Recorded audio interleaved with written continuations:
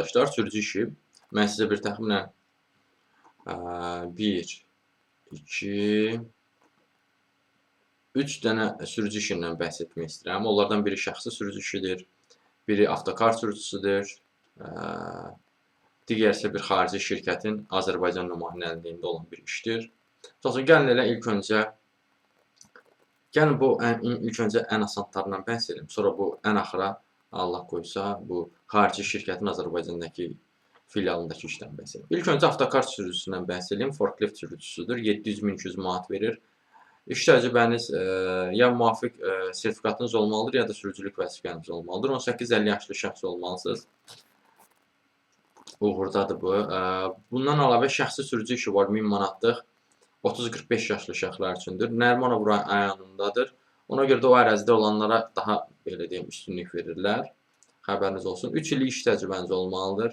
Zərərli vərdişləriniz olmamalıdır. Bu belə. İndi isə gəlin keçək o üçüncü işə, hansı ki xarici şirkətdə olan işdir. Bu əmək haqqısı 880 ABŞ dolları eləyir. Bu da təxminən 1500 manat eləyir. Belə bir işdir yoldaşlar. Burada diqqət etməniz gerəkən məqam var. Bu işə xüsusi diqqətlə yanaşmalısınız. Çünki il ərzində belə işlər çox olmur, bol olmur. Yəni bu tipli işlər. Bu sizin gələcəkdə karyeranızı da töhfə verə bilər. Beynəlxalq bir şirkətdə sürücü olaraq fəaliyyət göstərdiyinizə görə. Burada işə başlama tarixi 1 aprel 2026-cı ildadır. Yəni təxminən 2 aydan sonradır. Bu birinci məqam. İkinci məqam bundan ibarətdir ki, bu işə müraciət etmək üçün ən son tarix 10 fevraldır yoldaşlar. Bu belə. Yəni 10 fevrala qədər müraciət eləməlisiniz. Baxmayaraq ki, aprel ayında iş götürəcəklər sizi. Amma indidən insanların arasından nə qədər çünki böyük ehtimal bu işə müraciətçi olacaq, onların içindən o müəyyən mərhələlər vardır, o mərhələləri keçməyəcək. Deməli, bura siz CV ilə müraciət eləməlisiniz, motivasiya məktubunuz olmalıdır və özü ingilis dilində olmalıdır yoldaşlar. Əgər ingilis dilini bilmirsinizsə, bununla bağlı, yəni sizin əvəzinizdən bunları hazırlanmağa dəstək verə bilərik. Bu dəstəklərdən də istifadə etmək üçün dediyim kimi profil əlaqə vasitəsi var. Oraya yaza bilərsiniz. Deməli, bu yoldaşlar Koreya Beynəlxalq Əməkdaşlıq Agentliyinin Azərbaycan ofisi üçün lazımdır. Ofisin gündəlik fəaliyyəti və proqram əməliyyatlarının dəstəklənməsi məqsədi ilə təhlükəsiz, etibarlı və peşəkar sürücülük xidmətləri göstərə bilən ixtisaslı bir sürücü axtarırlar. Tam ştatlı işdir, yəni bazar ertəsi cümə günü olan bir işdir.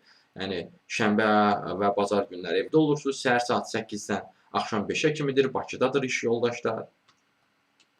Belə bir işdir. Nə iş görürsünüz? Misal üçün, gəlin bir misal verim. Şirkətin əməkdaşları və rəsmi qonaqlar üçün peşəkar, təhlükəsiz və nəzakətli sürücülük xidməti göstərirsiniz. Belə bir işdir yoldaşlar. Tələbləri nədir? Tələbləri budur ki, etibarlı sürücülük vəsiqəniz olsun, təmiz sürücülük tarixçəniz olsun.